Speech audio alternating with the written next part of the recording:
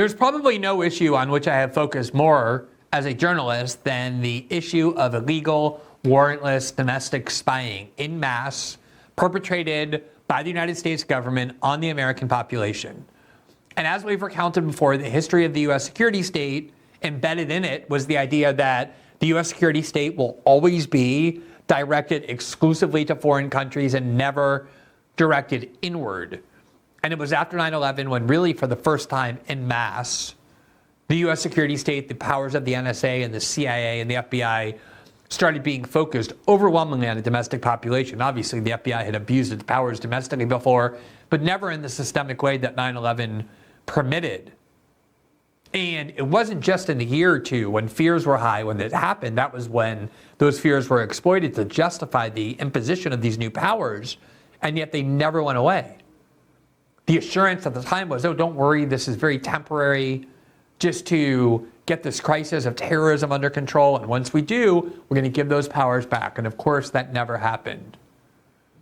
Now, we're going to have Senator Mike Lee on in just a little bit because it's time for a very important new vote about whether to extend these warrantless spying powers used against American citizens for another 5 years. And there's a real chance this time to stop it. But at the same time, there's a bipartisan effort underway in conjunction with the White House, the Biden White House, not only to extend those powers, but to dangerously expand them even further than they've ever been up until this point. Just to give you the critical context for what we're talking about here, this was the story that happened just a month, basically, maybe a little bit longer, after I first began working as a journalist and writing about politics, and it became the thing on which I focused for the next year and a half. It was an expose by the New York Times at the end of December 2005, the headline of which was, Bush lets the United States spy on callers without courts. And you can see the headline up on that screen if we go ahead and put that up there. The core of the story was exactly this, that for the first time, the United States government was ordered by the White House to spy on the calls of American citizens without going to courts first, without getting warrants.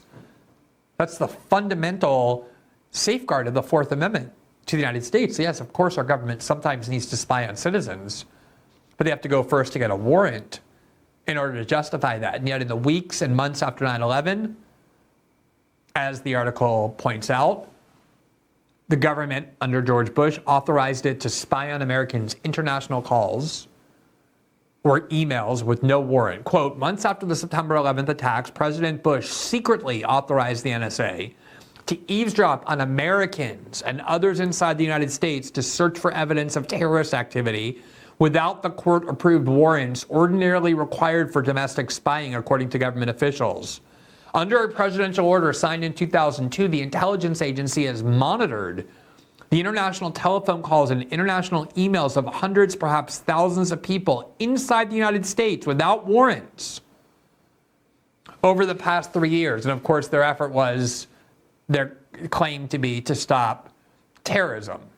And we, of course, found out that it was used in far more pervasive ways than that. Quote, under a presidential order signed in 2002, the intelligence agency has monitored the international telephone calls and international email messages of hundreds, perhaps thousands of people. The previously undisclosed decision to permit some eavesdropping inside the country without court approval was a major shift in American intelligence gathering practices, particularly for the NSA, whose mission is to spy on communications abroad. As a result, some officials familiar with the continuing operation have questioned whether the surveillance has stretched, if not crossed, constitutional limits on legal searches. Quote, this is really a sea change, said a former senior official who specializes in national security. Quote, it's almost a mainstay of this country that the NSA only does foreign searches. And so many of the whistleblowers of the war on terror who came forward to reveal incriminating secrets to journalists, including Edward Snowden, but many others as well, did so primarily because they were so offended, having been inculcated with this principle that the NSA was never going to be turned on the American citizenry, that it has now been And it's such a grave violation of the Constitution in its most basic sense that was why so many of them came forward. In Snowden's case, it was also because James Clapper got caught lying directly to the Senate by denying the mass spying programs that Edward Snowden had the evidence of in his hands. In 2008, when the Democrats controlled the House under the House leadership of Nancy Pelosi, instead of holding George Bush and Dick Cheney and those officials liable, accountable for having spied on Americans without the warrants required by the constitutional law, they instead enacted a law designed to retroactively legalize that program, knowing that it was likely a Democratic president was coming in 2009. We were at the end of the Bush administration. There you see it. Controversial FISA Amendments Act of 2008 signed into law. One of the things it did was it gave immunity to the telecoms for having handed over huge amounts of our data to the government without any subpoena or warrants, even though that was illegal. It just immunized the telecoms, which of course were financing both parties. But what it also did was enact Section 702, which allows the government to spy on the international calls of Americans and read their emails without warrants, as long as they claim that the American is not the target. Oh, we were just targeting a foreign national, but just so happened we kept reading the emails of this American citizen, and therefore we didn't need a warrant under Section 702. Because of how controversial it was intended to expire every 5 years. It expired and then was renewed under President Obama in 2013. It was renewed again in 2018 under Donald Trump by a bipartisan vote. And now it's time to have it renewed again. Earlier this year, the New York Times anticipated this fight. And there you see the headline: security agencies and Congress brace for a fight over expiring surveillance law. Let's get that headline up on the screen. Quote, skepticism about security agencies and surveillance by Republicans allied with former President Donald Trump may bolster traditional liberal and libertarian critics of a post-September 11th law. Attacking the Russia investigation, Mr. Trump has stoked his supporters to distrust national security agencies and FISA. Applications for court orders to wiretap Carter Page, a former advisor to his campaign, were riddled with errors and omissions, an inspector general found. Look at how the New York Times goes out of its way to defend the FBI. A FBI lawyer actually pled guilty for those omissions to try and get a warrant to spy on Donald Trump's former campaign advisor, Carter Page, and has been caught abusing this law over and over. That's the reason why so many Republicans are now joining traditional liberals in wanting reforms on this law. Quote, the House Judiciary Committee, which shares jurisdiction over FISA with the Intelligence Committee, is led by Representative Jim Jordan, an Ohio Republican and a Trump ally. He told Fox News last fall, quote, I think we should not even reauthorize FISA, which is going to come in the next Congress. This is why these changes on the American right ushered in by Donald Trump are so crucial. They opened up, for the first time since the end of World War II, a very serious faction that is highly skeptical of the U.S. security state, and that makes real reform quite plausible, quite viable. And that's the reason why we're going to have a Republican senator on in just a few minutes, not a Democratic senator, to talk about the urgency of limiting these spying powers. Here from Lawfare in May 2023, and Lawfare is one of the most pro-FBI, pro-NSA sites around, unsealed surveillance court document reveals how much there has been of misuse of these 702 powers, these warrantless spying powers. Over and over, these powers have been misused. On May 19th, the Foreign Intelligence Surveillance Court, which oversees the FBI's surveillance authority known as 702, unsealed the memorandum opinion and order revealing that the FBI improperly used the 702 database 278,000 times.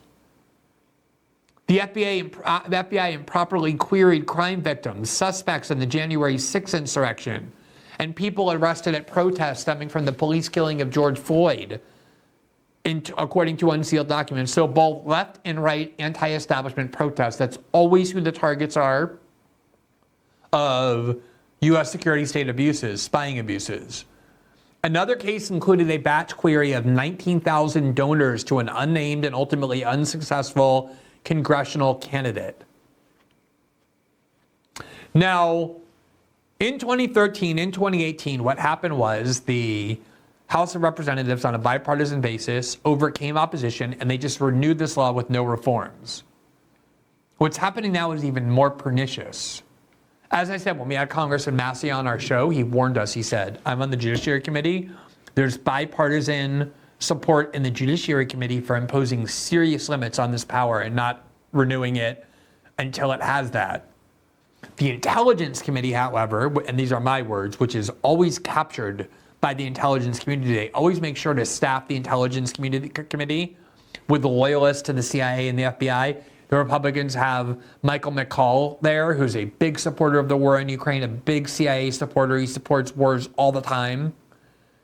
Congressman Massey warned that the Intelligence Committee, which has dual authority over this process, is preparing a bill that will extend, if not strengthen, these powers without any reforms. And that's exactly what's happening. Hear from the Zwilgen blog, which covers these issues very, very much in detail. The House Intelligence Committee FISA reform bill would greatly expand the class of businesses and other entities required to assist in FISA 702 surveillance. So they're issuing this warning that it's not just this time that the bill might extend it for another 5 years with zero reforms, despite how much evidence there is of how often the FBI abuses it. Instead, they seem like they're looking to expand it even more. Now, what has happened is every single time there's a cycle of this bill, I'll tell you the same exact thing happens. First, you have enormous evidence that the FBI and other agencies have radically abused these powers. And then they go to the Congress and they say, we need these legislative authorities renewed. We need to keep spying on Americans with no warrants. And some members of Congress say, what do you mean you need a extension of these powers? We have all this evidence that you've been abusing it, not in a few cases, but in huge numbers. Why would we give you these powers again? And they always say the same thing. Oh, the FBI has instituted reforms to prevent it from happening again. And then they get the powers, and again, there's evidence that they abused it. So Christopher Wray, the FBI director, was before the Senate, and Mike Lee, who you're about to hear from, questioned him on exactly this point. You always say the FBI has now reformed these powers. Why should we believe you this time? Don't worry about it. We've got this taken care of. We've got new procedures. It's going to be different now. It's never different. You haven't changed. And you keep referring to these policies, these new procedures. We haven't seen that. We're not even allowed to have access to it. And we have absolutely no reason to trust you because you haven't behaved in a manner that's trustworthy. You can't even, as we sit here, tell me that people who intentionally, knowingly, deliberately violated the civil rights of American citizens, that they were fired or that they had their security clearance stripped. Now, in 2022, FBI and other agencies searched Americans' communications over 200,000 times, only 16 of which were evidence of a crime-only searches that returned information. I'd like to ask you to give a yes or a no answer to these questions. Were the three related batch queries consisting of over 23,000 separate queries relating to the events of January 6th, were those evidence of a crime-only queries, yes or no?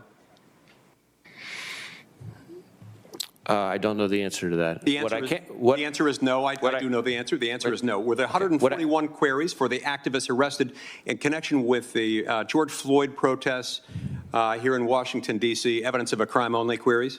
Those were non-compliant queries, and again, they all predate the reforms that we've put in place. So non-compliant queries mean illegal queries. What he's saying is those are ways the FBI used these spying powers, warrantless spying powers, non-compliantly, meaning it didn't comply with the law, meaning it was illegal, it was a crime.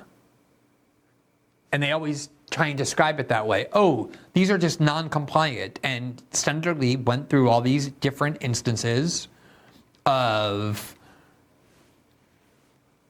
the FBI director admitting that the FBI abused his powers in these non-compliant ways, meaning illegal ways. Let's listen to the rest.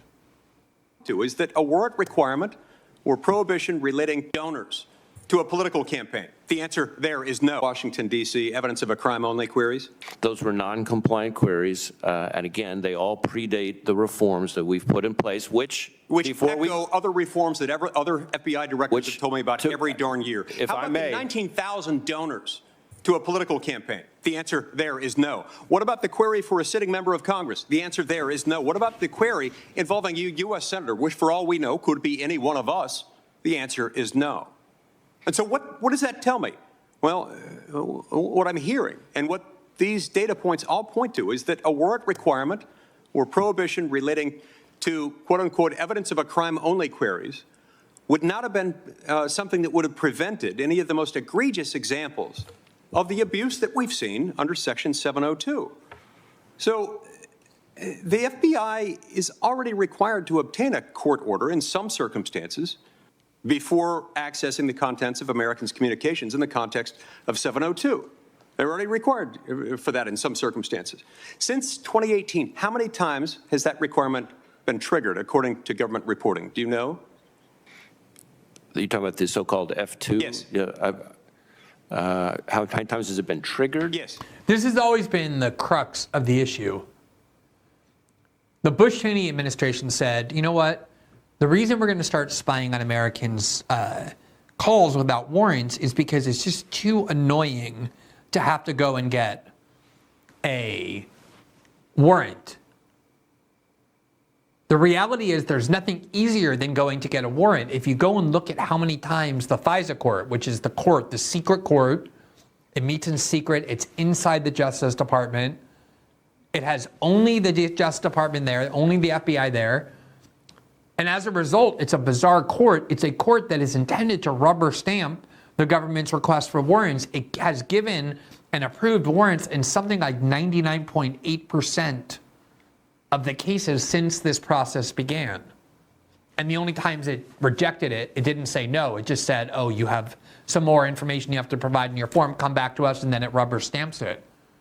There's nothing easier in the world than the FBI spying on Americans by telling the FISA court it needs to, because there's no one there to contest what the FBI is saying. All the incentives are for the FISA judge to say yes, because if a judge ever says no on a warrant and something happens, the FBI will go and say they have blood on their hands. It's a rubber stamping process as it is, and the FBI insists and the executive branch insists that it can't even comply with those very minimal safeguards. And of course, when you give an agency spying power with no safeguards, you know what's going to happen. It's going to abuse it continuously, and that is what the FBI has been doing since the very first moment it got its hands on these powers. Here is one of the experts who follows this legislation as closely as anybody, Elizabeth Gotine, who's with the Brennan Center, and she went on to Twitter yesterday, along with Senator Lee and others, and warned that this House intelligence bill presented by the Republican majority together with Democrats who are on that committee are not only trying to renew it, but are trying to expand it. She said, red alert, buried in the House Intelligence Committee Section 702, quote, reform bill, which is scheduled for a floor vote as soon as tomorrow, is the biggest expansion of surveillance inside the United States since the Patriot Act. That's what that the House Intelligence Committee is trying to do, because they put people on that committee captured by the Intelligence Committee. Here is Senator Ron Wyden, who has a long time been a defender of civil liberties, but from the Democratic Party. He's the one who asked James Clapper in 2013 whether the NSA was spying on American citizens en masse, and that's what provoked Clapper to lie, which in turn is what caused Edward Snowden to come forward. Senator Wyden said the same thing, quote, right now the government has to go through a phone or email provider to spy using 702. The House Intelligence Bill would change that by forcing anyone providing public Wi-Fi, hotels, coffee shops, bookstores, to unknowingly help the government do this without a warrant. And he goes and says the potential for abuse here is staggering. Now, the last time this was brought up for a vote was in 2018. And Republicans were split on it because you had a lot of Republicans who were concerned about FBI, CIA spying because they had seen it be used illegally, weaponized as part of the election. And there was no way the Republicans could get this legislation passed. The executive branch always wants this warrantless spying, these warrantless spying powers extended. The FBI, the CIA, the NSA start saying, oh, if you don't give us these spying powers, you're all going to die in a terrorist attack. Today, 45 former intelligence agency operatives of the intelligence agencies, many of whom were the same people who signed that letter, 51 former intelligence operatives, right before the 2020 election, spreading the lie that the Hunter Biden laptop was Russian disinformation, today signed a letter warning that we were all going to be in danger if we didn't extend this immediately. This was exactly the argument they used in 2018. And you had enough Democrats, including Nancy Pelosi and Adam Schiff, at the time claiming that Donald Trump was a fascist and a new Hitler, voting to give the Trump administration, the executive branch, the same warrantless spying programs. So we'll see if 2023 and into 2024 is going to be different. There seems to be a lot more of a momentum to stop it this time, although there's a clear movement underway working with the Biden White House in conjunction with the Intelligence Committee to do something worse, not just extend it, but to make it even more pervasive, these spying powers even more potent with no safeguards. Thanks for watching this clip from System Update, our live show that airs every Monday through Friday at 7 p.m. Eastern, exclusively on Rumble. You can catch the full nightly shows live or view the backlog of episodes for free on our Rumble page. You can also find full episodes the morning after they air across all major podcasting platforms, including Spotify and Apple. All the information you need is linked below. We hope to see you there.